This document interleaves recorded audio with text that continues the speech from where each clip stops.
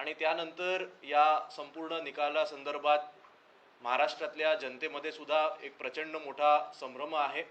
लोकांना हा निकाल खरा वाटत नाहीये, हा मान्य नाहीये. कारण निकालाच्या पूर्वी आलेले सगळे सर्वे, सगळे एक्झिट पोल हे सगळे खोटे ठरवून एक विचित्र असा निकाल लागलेला आहे.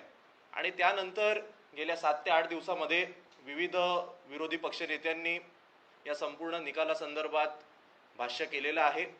आणि मग 5 वाजल्यानंतर वाढलेली आकडेवारी, त्याच्यानंतर EVM संदर्भात वेगवेगळे विषय मांडलेले आहेत.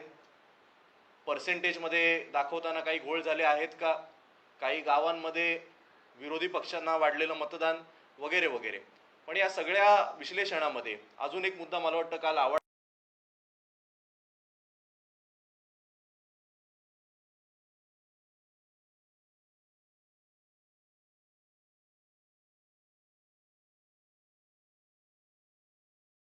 पण या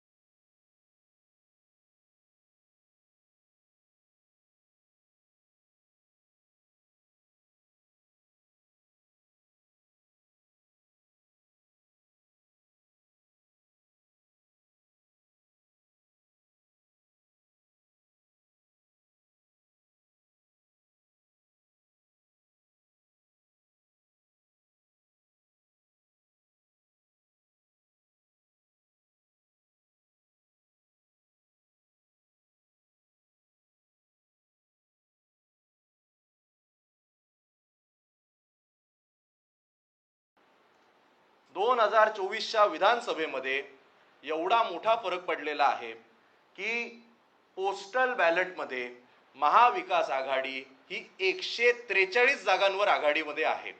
143 सीट्सवर पोस्टल बॅलेटच्या निकालांमध्ये महाविकास आघाडी पुढे आहे.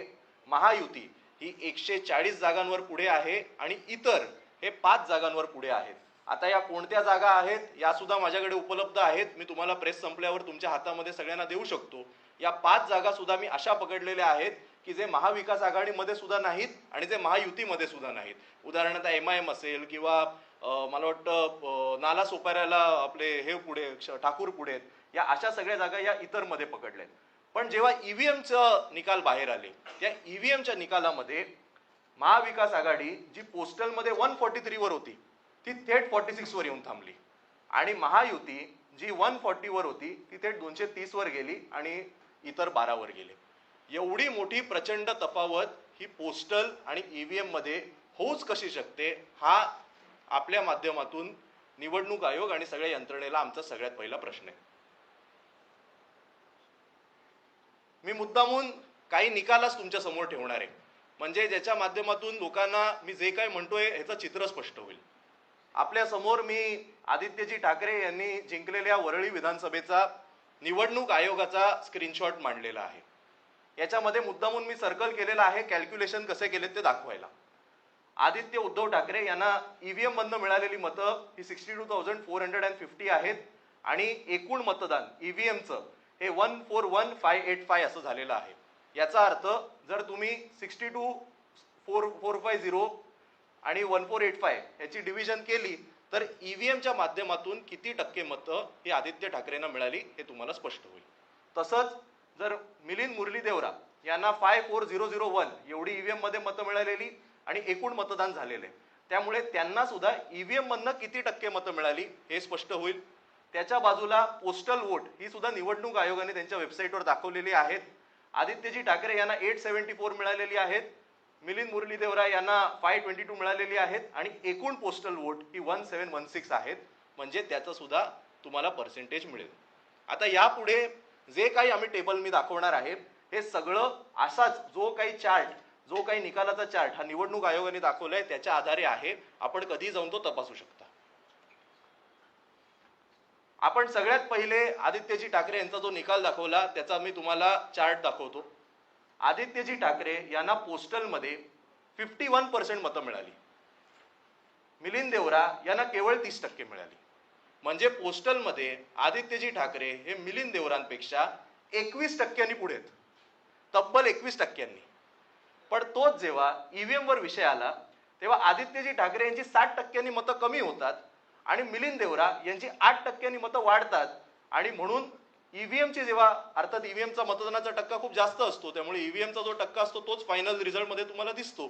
त्यामुळे ईव्हीएमचा आदित्यजी म्हणजे महाविकास आघाडीचा टक्का कमी होतो, महायुतीचा टक्का वाढतो आणि म्हणून आदित्यजी ठाकरे हे केवळ 6% फरकाने ती निवडणूक जिंकतात. सांगायचं तात्पर्य काय, आपण हा ट्रेंड पहा. हाच ट्रेंड तुम्हाला पुढे प्रत्येक चार्ट मध्ये दिसणार आहे. पोस्टलमध्ये महाविकास आघाडीचा उमेदवार पुढे, महायुतीचा मागे. फरक हा प्रचंड आहे. ईव्हीएमचा झाल्यावर फरक हा कमी होतो. आमची मतं पोस्टलमधनं ईव्हीएमला जाताना कमी होतात, महायुतीची मतं मात्र पोस्टलमधनं ईव्हीएमला जाताना वाढतात. हा झाला पहिलं. दुसरं, मी मुद्दामून स्वतःचा देखील निकाल आणलेला आहे. माझ्या निकालामध्ये पोस्टलमध्ये मला 47% आहेत. जिशान सिद्दीकी माझ्या ज्या विरोधात उभे होते त्यांना 22% आहेत. तब्बल 25% मतं मला पोस्टलमध्ये जास्त आहेत. पण ईव्हीएम मध्ये जेव्हा येतात तेव्हा त्यांची मतं ही डायरेक्ट 12% वाढतात. माझी मतं ईव्हीएम मध्ये कमी होतात, केवळ 8% मला विजय प्राप्त होतो. त्याच्या खाली तुम्हाला वाटेल केवळ मुंबईचं उदाहरण देतोय का, म्हणून मी संपूर्ण महाराष्ट्राचे चार्ट तयार केलेत. आमचे विद्यमान आमदार होते विदर्भचे बाळापूरचे, पोस्टलमध्ये 48%. महायुतीचे उमेदवार मला वाटतं शिंदे सेनेचे होते, त्यांना 23%. 25%चा फरक होता पोस्टलमध्ये. ईव्हीएम मध्ये आमची मतं परत एकदा 12% घटली, त्यांची 5% वाढली. केवळ 9.5% कमी फरकाने त्यांचा विजय झाला. मराठवाड्याचं सुद्धा आपण उदाहरण समोर ठेवलेलं आहे. आमचे उमेदवार होते प्रवीण स्वामी, जवळपास 60% मतं त्यांना आहेत, 58%, 38%. परत एकदा पोस्टलमध्ये 20%चा फरक आहे. ईव्हीएम मध्ये तो फरक येऊन 2%वर कमी होतो. आपण हे सगळं पाहू शकता. भास्कर जाधव हे सुद्धा पोस्टलमध्ये 16% पुढे आहेत. ईव्हीएम वर जेव्हा विषय येतो तेव्हा 1.8% एवढ्याने तो कमी होतो आणि थोडक्या फरकाने भास्कर जाधव यांचा विजय होतो. खाली खेड आळंदीमध्ये बाबाजी काळे यांना 68% मतं आहेत पोस्टलमध्ये. दिलीप मोहिते जे महायुतीचे उमेदवार होते त्यांना केवळ 30. जवळपास 40%चा फरक हा पोस्टलमध्ये आहे. पण ईव्हीएम मध्ये तो 20%वर होतो. आमची 10% मतं कमी होतात, त्यांची 9% वाढतात. केवळ हे शिवसेना उद्धव बाळासाहेब ठाकरे पक्षासोबत झालं का? नाही, काँग्रेस सोबत सुद्धा तेच झालं. नाना पटोले साहेब जे महाराष्ट्र प्रदेश अध्यक्ष आहेत त्यांना 54% पोस्टलमध्ये मिळतात. त्यांच्या विरोधकाला केवळ 24%, 30%नी ते पुढे राहतात. पोस्टलमध्ये जर 30%चा फरक असतो तर ईव्हीएम मध्ये मतदान होताना दोघांना समसमान मतं कशी मिळू शकतात? केवळ 0.2%नी नाना पटोले यांचा विजय हा घोषित केला जातो. नाना पटोले यांची पोस्टलवरनं ईव्हीएम वर 13%नी मतं कमी होतात आणि महायुतीची 17%नी वाढतात. खाली मुंबईतलं त्यांचं काँग्रेसचं उदाहरण घेतलंय, असलम शेख यांचे 56 वरनं 50%, 60%नी आमची नेहमी कमीच होतात आणि महायुतीची नेहमी पोस्टलमधनं ईव्हीएम मधनं वाढतात. त्याच्या खालचं उदाहरण घेतलंय विश्वजित कदम यांचं, 73% वरनं केवळ 55% वर 17%नी त्यांची मतं कमी होतात. महायुतीचे उमेदवार संग्राम देशमुख यांची 17% वाढतात. त्यामुळे पोस्टलमध्ये जवळपास 47% पुढे असणारे विश्वजित कदम हे केवळ 12% विजयी घोषित केले जातात. राष्ट्रवादी शरद पवार साहेबांचा पक्ष, जयंत पाटील साहेब यांना पोस्टल मधली 70% मतदान हे त्यांना होतं. विरोधातल्या महायुतीच्या उमेदवाराला केवळ 28% मतदान होतं. 42% ते पुढे असतात, पण ईव्हीएम मध्ये त्यांची मतं कमी होतात, महायुतीची वाढतात आणि परत एकदा 42% पुढे असलेले जयंत पाटील साहेब हे जेव्हा ईव्हीएम वर मतदान मोजलं जातं तेव्हा केवळ 5%, 5.5% विजयी घोषित केले जातात. रोहित पवार यांना 60% मतं पोस्टलची असतात. त्यांच्या समोर असलेले भाजपचे राम शिंदे यांना 40% असतात. तब्बल 20% ते पुढे असतात. परत एकदा ईव्हीएम वर जेव्हा येतं तेव्हा महाविकास आघाडीचे उमेदवार हे 11% मागे जातात. ईव्हीएमच्या भरोशावर महायुतीचे उमेदवार हे 10% पुढे जातात आणि निसटता विजय हा रोहित पवार यांचा होतो. आतापर्यंत मी तुम्हाला जे दाखवलं हा सगळा ट्रेंड हा आम्ही जिंकलेल्या जागांचा होता. आपण जर ह्याचा संपूर्ण अभ्यास केला तर हाच ट्रेंड आम्ही ज्या जागा हरलो त्या जागांचा सुद्धा आहे. म्हणजे पोस्टलमध्ये महाविकास आघाडीचा उमेदवार हा प्रचंड प्रमाणात पुढे जातो आणि ईव्हीएम मध्ये तो मागे जातो. मी उदाहरण म्हणून तुमच्या समोर 10 ते 15 आणलेले आहेत. तुम्हाला पाहिजे तर तुम्ही घरी जाऊन किंवा तुमच्या ऑफिसमध्ये प्रत्येक जागेचा अभ्यास करा, तुम्हाला सेम ट्रेंड दिसेल. सगळ्यात पहिली म्हणजे सिरियल नंबर 1 ची विधानसभा अक्कलकुवा, आमचे उमेदवार 45%, महायुती 14%, 31% पुढे होत. ईव्हीएम ला जेव्हा जातो तेव्हा मी 2% सीट हरून जातो, डायरेक्ट -2%. बाजूला बुलढाणा, आम्ही 20% पोस्टलमध्ये पुढे होतो. आमचे उमेदवार होत्या जयश्रीताई शिंदे गटाचे, आम्ही 20% पुढे होतो. ईव्हीएमच्या वोटमध्ये त्यांचं 9% वाढतात, आम्ही 12% कमी होतो. 0.8% आम्ही सीट हरून जातो.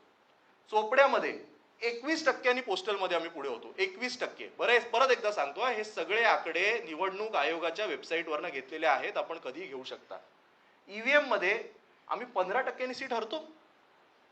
आमचे पोस्टल टू ईव्हीएम कन्व्हर्जन आम्ही 18.5% मागे आणि ते 17.5% प्लस.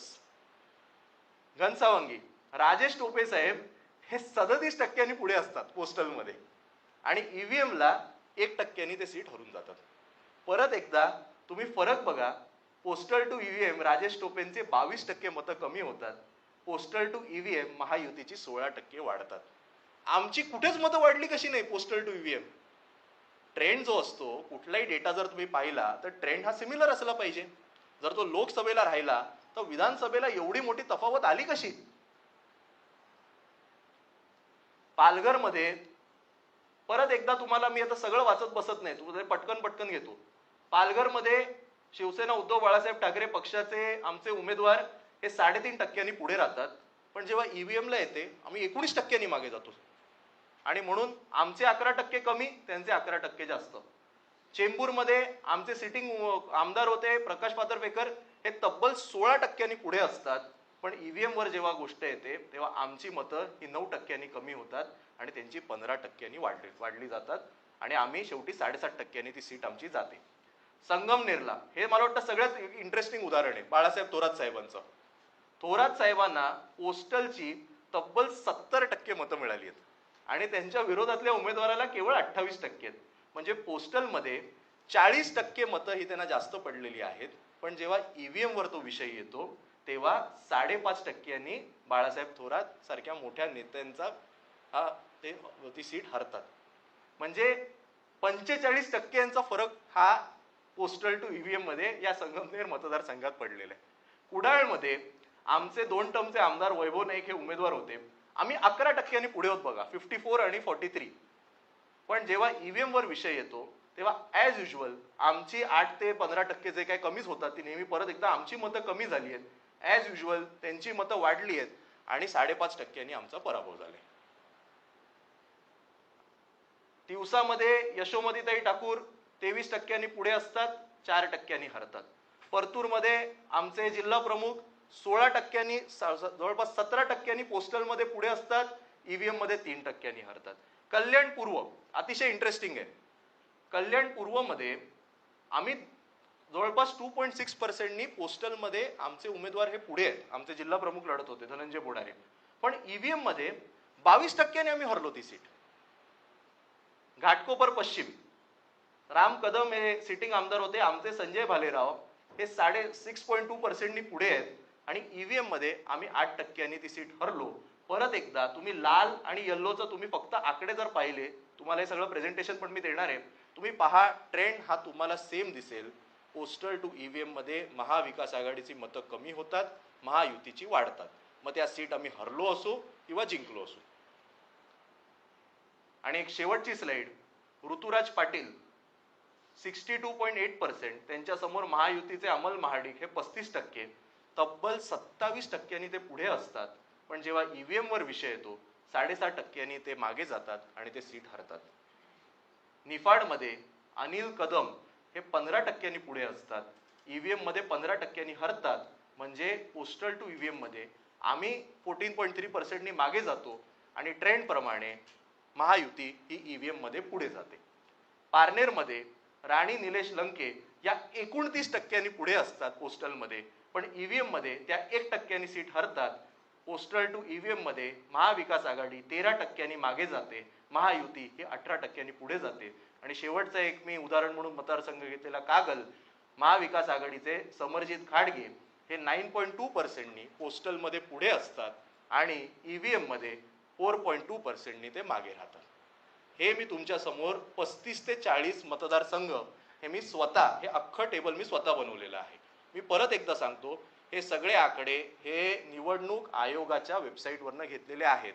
माझा एक सरळ सोपा प्रश्न हा आपल्या माध्यमातून निवडणूक आयोगाला आहे की पोस्टल टू ईव्हीएम एवढा मोठा ट्रेंडचा फरक हा कसा पडतो आणि यावर आजपर्यंत कोणी बोलत का नाही. जर लोकसभा आणि याच्या आधीच्या प्रत्येक निवडणुकीमध्ये पोस्टल आणि ईव्हीएम चा ट्रेंड हा जर सारखा राहिलेला आहे, तर या विधानसभेमध्ये असं नक्की काय घडलं की पोस्टलमध्ये, परत एकदा मी आपल्याला दाखवू इच्छितो,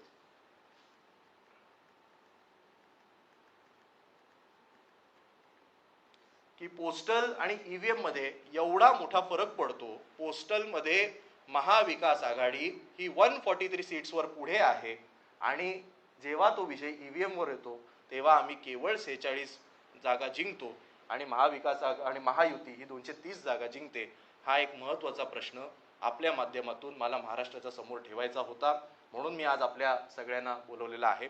आपल्या मनामध्ये कुठले प्रश्न असतील तर आपण जरूर विचारू शकता.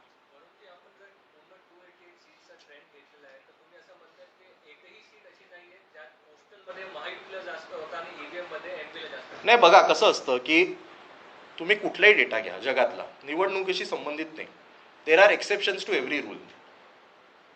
लोकसभेमध्ये पण असं झालेलं आहे की एखादी सीट आम्ही जिंकलोय पण पोस्टलमध्ये ते पुढे.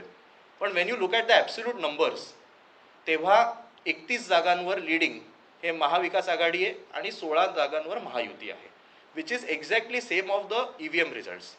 सांगायचं तात्पर्य काय की there will be an exception to the rule, but when you look at the generalised figures, तुम्ही एकत्र बघितले, बघा मी परत एकदा सांगतो, आम्ही पोस्टलमध्ये 143नी पुढे होतो, त्याच्याऐवजी आम्ही 135-140 जिंकलो असतो तर समजू शकतं ना आम्हाला की 4-5 जागांवर पोस्टलमध्ये पुढे होतो, ईव्हीएमवर आम्ही मागे राहिलो.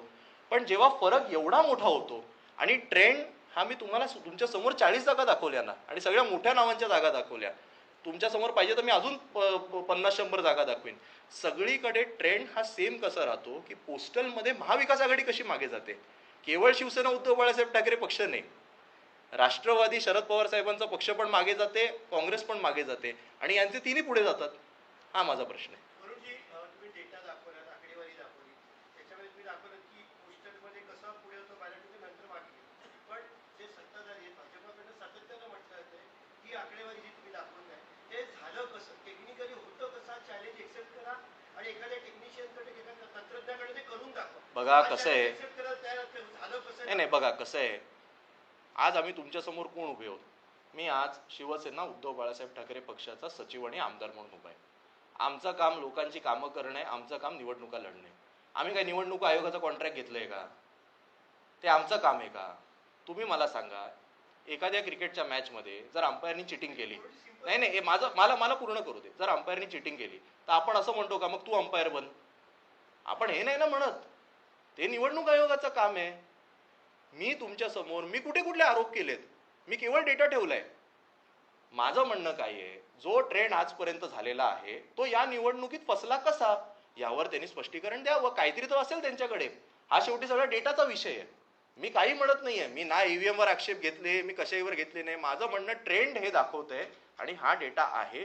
आता बघा, निवडणूक आयोगाचं काम या निवडणुका घेणे. जर आमच्या मनामध्ये कुठे शंका असेल तर शंका आम्ही उपस्थित करणार ना. याच्यावर तुम्ही आता सिद्ध करून दाखवा. अरे आमचं थोडी ते काम आहे. आमचं काम निवडणुका लढणं आहे. आम्ही निवडणुका लढतोय.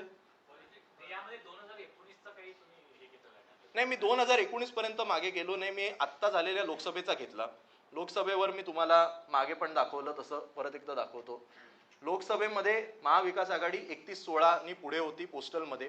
तीच ईव्हीएम मध्ये सुद्धा झालं. 1-2 जागांची अदलाबदल नक्की झालेली आहे.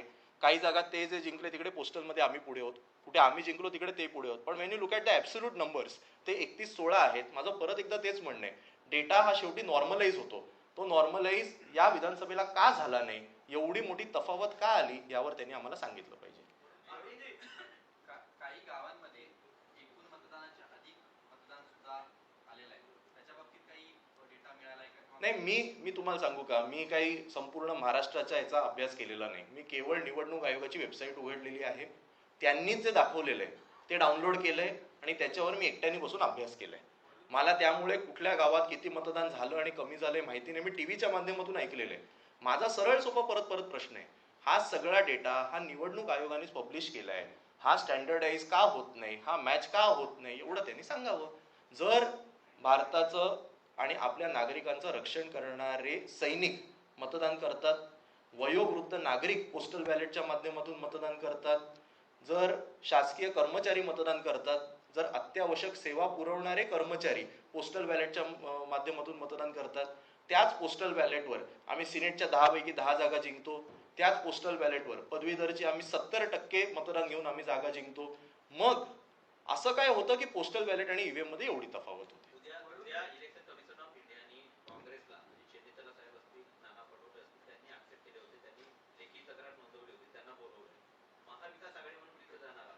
नाही, मला महाविकास आघाडीची या संपूर्ण याच्याबद्दलची भूमिका मला माहिती नाही. ते आमचे नेते स्पष्ट करतील, आमचे जे वरिष्ठ आहेत ते स्पष्ट करतील. मी परत एकदा सांगतो, आजची पत्रकार परिषद ही केवळ पोस्टल आणि ईव्हीएमच्या मधली तफावत दाखवण्याकरता केलेली. ईव्हीएम मध्ये जे काही काही घोळ झालेत ते मला वाटतं वेगवेगळ्या नेत्यांनी आपल्यासमोर मांडलेले आहेत. त्या संदर्भात आपण देखील कव्हरेज केलेलं आहे. पण पोस्टल संदर्भात अजिबातच कुठे गेल्या 7 दिवसांमध्ये चर्चा झाली नव्हती. म्हणून मला वाटलं मी हे बोलायला पाहिजे.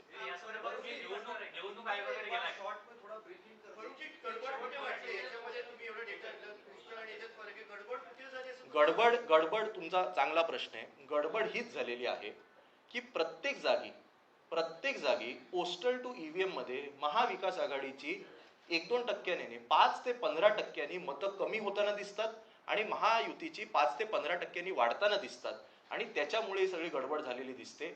हा ट्रेंड कशाला आहे, का आहे, याच्यावर आम्हाला उत्तर नागरिक म्हणून, बघा पक्षाचे प्रतिनिधी म्हणून तर नंतर, पण नागरिक म्हणून मिळायला पाहिजेत. नाही, मी आता हे प्रेझेंटेशन तुमच्या समोर सगळ्यात पहिले दाखवलं. मी उद्धव साहेबांच्या कानावर टाकलं होतं. आता त्यांना पण दाखवीन आणि मग पक्षाचे नेते जे काय ते निर्णय घेतील. 2 मिनिट मी मराठी खतम करतो.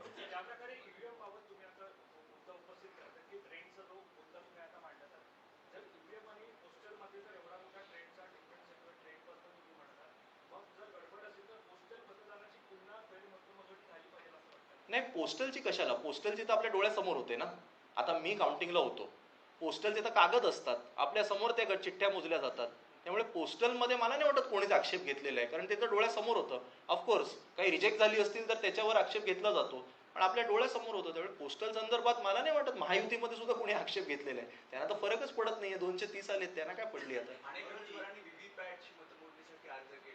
नाही, हा सुद्धा एक आपण महत्वाचा मुद्दा उपस्थित केला की व्हीव्हीपॅटची जी मतमोजणी व्हायला पाहिजे. आम्ही काल काही ठिकाणून ऐकतोय की आता व्हीव्हीपॅटची मतमोजणी न करता त्यावर ते सांगतात तुम्हाला मॉकपोल करून दाखवू. हरलेल्या उमेदवारांचा आक्षेप हा झालेल्या मतदानावर आहे. ते मशीन परत एकदा रिसेट करून ते व्यवस्थित चालते की नाही हे थोडी आमचं काम आहे. आमचं काम काय आहे, जे मतदान झालंय, जे ईव्हीएमच्या मशीनवर दिसलं ते तशाच व्हीव्हीपॅटच्या चिठ्ठ्या पडल्यात की नाही हे आम्हाला तपासायचं आहे. आणि त्यामुळे व्हीव्हीपॅटच्या चिठ्ठ्याच मोजल्या गेल्या पाहिजेत. मॉक पोल कुठल्याही हरलेल्या उमेदवाराला नकोय. वरुणजी, व्हीव्हीपॅट मध्ये ज्या चिठ्ठ्या आपण मतदार जो असतो म्हणतो त्याला दिसतात, त्या दिसल्यानंतर पुढे त्याच्यामध्ये काही गोंधळ होतो असं म्हणणे, कारण तुम्ही ज्याला मतदान केलं ती चिठ्ठी तुम्हाला दिसते. नाही, बरोबर आहे ना, पण काय आहे, नाही नाही, तुमचं म्हणणं बरोबर आहे. आणि म्हणूनच मी काही इकडे ईव्हीएम कसं असावं आणि कसं नसावं यावर बोलणारच नाहीये. बघा कसं असतं, शेवटी इट्स अ मशीन. त्याच्यामध्ये तुम्ही जो प्रश्न उपस्थित केलात की वाढलेलं मतदान, हे वाढलेलं मतदान नक्की कसं झालं, म्हणून यावर प्रश्नचिन्ह उपस्थित होत आहेत की शेवटच्या एका तासात एवढं मतदान कसं वाढलं. आणि त्यामुळे ईव्हीएम कसं काम करतं आणि कसं नाही काम करत हा एक वेगळ्या प्रेस कॉन्फरन्सचा मुद्दा आहे. आजचा मुद्दा हा केवळ पोस्टलचे जे ट्रेंड आहेत ते ईव्हीएम मध्ये कसे बदलले गेले एवढा माझा सरळ सोपा प्रश्न आहे. वरुणजी, आज रिझल्ट लागला आहे महाराष्ट्र विधानसभेचा. आप पोस्टल और इसका ईवीएम का जिक्र कर रहे हैं, ऐसा हो सकता है कि जो सरकारी कर्मचारी सैनिक है या जो वृद्ध नागरिक है उनकी पहली पसंद महाविकास आघाड़ी हो, लेकिन जो अन्य जनता है जिन्हें अलग अलग तरीके 4-5 महीने बीजेपी जो दावा करती है हिंदुत्व अलग मुद्दों पर, हमने उनके पहुंचने तो हिंदुत्व, मेरा एक सीधा सीधा सवाल है कि पोस्टल बैलेट में जो वोटिंग होता है क्या वो रिप्रेजेंटेशन नहीं है लोगों का? तो उनका वोटिंग राइट से निकाल दो. उनको क्यों दिया वोटिंग राइट? जो हमारी रक्षा करते हैं, जो हमारे सैनिक हैं, उनके लिए सरकार ने इसका मतलब कुछ काम नहीं किया, इसलिए उन्होंने विरोध में मतदान किया क्या? जो हमारे ज्येष्ठ नागरिक हैं, जो घर के बाहर जा नहीं सकते, जो हमारे हैंडीकैप सिटीजन्स हैं, उनकी राय मायने नहीं रखती? मेरा यही कहना है कि उनका जो रिप्रेजेंटेशन है वो रिप्रेजेंटेशन आम रिप्रेजेंटेशन से मैच होना चाहिए. क्योंकि जब मतदान होता है पोस्टल बैलेट का, वो क्या 6 महीने पहले नहीं होता, वो 4 या 5 या 7 दिन पहले होता है. तो जो मूड होता है विधानसभा का या फिर उस चुनाव का, वही मूड पोस्टल और ईवीएम में रिफ्लेक्ट होता है. इसी वजह से मैंने आपको दिखाया कि पोस्टल और ईवीएम का जो मूड है वो लोकसभा में मैच हो गया, विधानसभा में इतना बड़ा कैसे चेंज हो गया, यही सवाल है. वरुण, सवाल ये भी है कि जो पोस्टल बैलेट का मत होता है वो हजारों में होता है, कहीं 2000, 4000, 5000, लेकिन जो ईवीएम में वोटिंग होती है वो लाखों में या हजारों में होती है. क्योंकि एक तरफ 2-4 हजार वोट होते हैं, एक तरफ लाखों वोट होते हैं, चाहे असेंबली की बात हो या फिर लोकसभा की. तो पैटर्न तो चेंज होने के भी चांसेस हो सकते हैं. नहीं, मेरा इसीलिए आपका कहना बराबर है, पर आप कोई भी डेटा देख लीजिए, इट इज स्टैंडर्डाइज. अभी मैं फॉर एग्जांपल आपको और एक उदाहरण दूंगा, क्योंकि आपने मुझे नंबर्स पे सवाल पूछा. आप वोटिंग पैटर्न देखिए, आप मुंबई का वोटिंग पैटर्न देखिए. हर एक विधानसभा में जो टोटल नंबर ऑफ वोटर्स होते हैं वो भी बहुत अलग अलग होते हैं. मेरे विधानसभा में 2,40,000 थे, चांदीवली में आप गए तो शायद डबल से भी ज़्यादा है. लेकिन आप वोटिंग पैटर्न देखिए, वो बहुत बार आपको सेम दिखेगा. नंबर जो होते हैं they tend to form a pattern. आप कोई भी डेटा पे का पढ़ाई कर लें. मेरा क्या कहना है कि अगर ये जो डिफरेंस पोस्टल और ईवीएम में अगर इतनी बड़ी तैनात में होता तो इसके पहले के चुनाव में वो क्यों नहीं दिख कर आया? वो एग्जैक्ट 31-16 मैच कैसे हुआ? यहाँ पर भी अगर डिफरेंस आना होता, मैंने जैसे उनको भी बताया कि there can be exceptions to a rule. अगर हम 143 और 140 पे पोस्टल में आगे हैं, 5-10 सीट ऊपर नीचे आती हम भी मानते. इतना बड़ा फ्लक्चुएशन कैसे आया, इस पर सवाल है. और एक जो ट्रेंड जो मैंने जानबूझ के आपको डेटा के माध्यम से बताया कि हर एक बार हमारे वोट कम हो रहे हैं और उनके बढ़ रहे हैं, ये कैसे हुआ? जो सीट हम जीते उधर भी यही ट्रेंड है, जो सीट हम हारे उधर भी यही ट्रेंड है. इसी सवाल है बीजेपी ने ऐसे आप कर देंगे बेहतर होगा. अगर आप एक्सप्लेन कर देंगे नहीं, अभी इतना बड़ा एक्सप्लेन करना तो बहुत डिफिकल्ट है. थोड़ा सा ब्रीफ कर देंगे सर, तो शुरुआत में जो लोकसभा का ट्रेंड, जिस तरह से आप बता रहे हैं, लोकसभा का ट्रेंड जो है वो स्टैब्लिश रहा पोस्टल बैलेट और ईवीएम का. विधानसभा में नहीं स्टैब्लिश हुआ, उसको शॉर्ट में कुछ वीआईपी सीटों नहीं, ठीक है, मैं ठीक है, हिंदी में बताना चाहूँगा कि लोकसभा चुनाव में जो ट्रेंड रहा पोस्टल और ईवीएम का वो एग्जैक्ट मैच होते हुए हमें देखा है. ये पूरे जो आंकड़े हैं ये चुनाव आयोग के वेबसाइट से हमने लिए हुए हैं. महाविकास आघाड़ी को 31 सीट्स पे लीड पोस्टल में दिखाई गई थी, महायुति को 16, और ईवीएम में भी जो लीड दिखाई गई वो 31-16 थी. वो एग्जैक्ट मैच हो रही है. मगर जब हम विधानसभा की बात करें तो महाविकास आघाड़ी ये 143 पे आगे दिख रही है पोस्टल में. ये सारे जो आंकड़े हैं ये चुनाव आयोग के वेबसाइट पर उपलब्ध है, आप भी जाकर देख सकते हैं. महायुति ये 140 सीट्स पर दिखाई जा रही है, पर जब भी ईवीएम के आंकड़े गिने गए तब महाविकास आघाड़ी ये 46 पे आ गई और महायुति ये 230 पे आ गई। और इसीलिए मेरे पूरे प्रेजेंटेशन में मैंने लगभग 40 सीटें आपको दिखाई, उसमें से आधी सीटें हम जीते हुए हैं, वहां पर भी ये सेम ट्रेंड दिखाई दे रहा है, और आधी सीटें हम जो हारे हुए हैं, जो प्रेस्टीज और जो फेमस सीट्स है, मैंने जानबूझ के वो आपको दिखाई, जहां बड़े बड़े नेता लड़ रहे थे, वो भी मैंने आपको सीट्स दिखाई है, वहां पर भी ये सेम ट्रेंड दिखाया जा रहा है। और इसीलिए हमारा ये सवाल है कि पोस्टल और ईवीएम में इतना बड़ा फर्क कैसे आया। इसके अलावा आपने बीजेपी ने जीत के बाद विधानसभा नतीजों के बाद कहा कि हमने लोकसभा चुनाव के बाद सभी बूथों को 3 पार्ट में बांटा था। 50% से ज्यादा जहां उन्हें मिला, दूसरा सेक्शन उन्होंने रखा जहां पे 35 से 50, तीसरा सेक्शन 20 से 35। देखिए ये सब बड़ी बड़ी बातें उन्होंने लोकसभा के वक्त क्यों नहीं की, अभी जीतने के बाद सब स्ट्रेटेजी मास्टर बनते हैं। मेरा सीधा सवाल ये है, इतना अगर उन्हें सब समझ रहा था लोकसभा में, वो क्यों पीछे चले गए। तो अभी हमने ये किया वो क्या बोलने में मतलब नहीं है, इसी चीज पे हमें जवाब चाहिए कि अगर उन्होंने ये सब किया था तो पोस्टल में वो क्यों पीछे रह गए। वरुण जी, लेकिन जो सवाल आप उपस्थित कर रहे हैं टेक्निकल इशू है, या जिसको आप डेटा बता रहे हैं कि डेटा कभी पैटर्न चेंज नहीं होता, ये गंभीर विषय है। फिर आप लोग अपना प्रतिनिधि लेकर या पूरी आघाड़ी के साथ में बैठकर, कांग्रेस को तो बुलाया भी था इलेक्शन कमीशन ने, वहां जाकर इन सारी चीजों का इसके पीछे का पैटर्न क्या है, वहां क्यों नहीं देखिए, मैं फिर एक बार कह रहा हूँ कि मैंने पूरे प्रेस कॉन्फ्रेंस में एक भी एक्यूजेशन नहीं किया किसी पे, मैंने सिर्फ नतीजे आपके सामने रखे हैं। अब यही नतीजों का मैंने आपको प्रेजेंटेशन दिया है। सवाल आपके भी मन में आ गए हैं कि ये कैसे हो गया, आप ही अभी हमें पूछ रहे हैं कि चुनाव आयोग के पास जाना चाहिए। तो अभी ये प्रेजेंटेशन हमारे सारे सीनियर नेता भी देखेंगे और वो फिर डिसीजन लेंगे। इसी तरह की बात जब पहले ठीक है। बताई गई तो बीजेपी ने कहा कि फेक नैरेटिव ईवीएम के खिलाफ भी फैलाया जा रहा है। नहीं देखिए, मैं फिर एक बार कहता हूँ, फेक किसको कहते हैं, जो झूठ होता है। ये मैं 10वें बार कह रहा हूँ, ये सारे आंकड़े चुनाव आयोग के वेबसाइट पर है, वो बता दे कि चुनाव आयोग गलत वेबसाइट पर के आंकड़े बता रहा है, मैंने तो बस वही आपको दिखाया है। Thank you. आपने जो 40 सीटें दिखाई उसमें पैटर्न हमने देखा -14%, 16%, 21%, इतना ही डिफरेंस जो है लगभग सभी सीटों पर आ रहा है। जहाँ पे बड़े नेता है वहाँ पे मार्जिन जो है 2%, 3% या 1% पे आ रहा है। तो ये आपको लग रहा है, अगर मान लीजिए आप ईवीएम में कुछ कह नहीं रहे, क्या जानबूझ के वो जो ईवीएम वहाँ पे गए होंगे, वहाँ उन्हें उस तरह से सेट किया गया था ताकि इस तरह का अगर रेंज रहे तो शायद उनकी सीट निकल सकती है।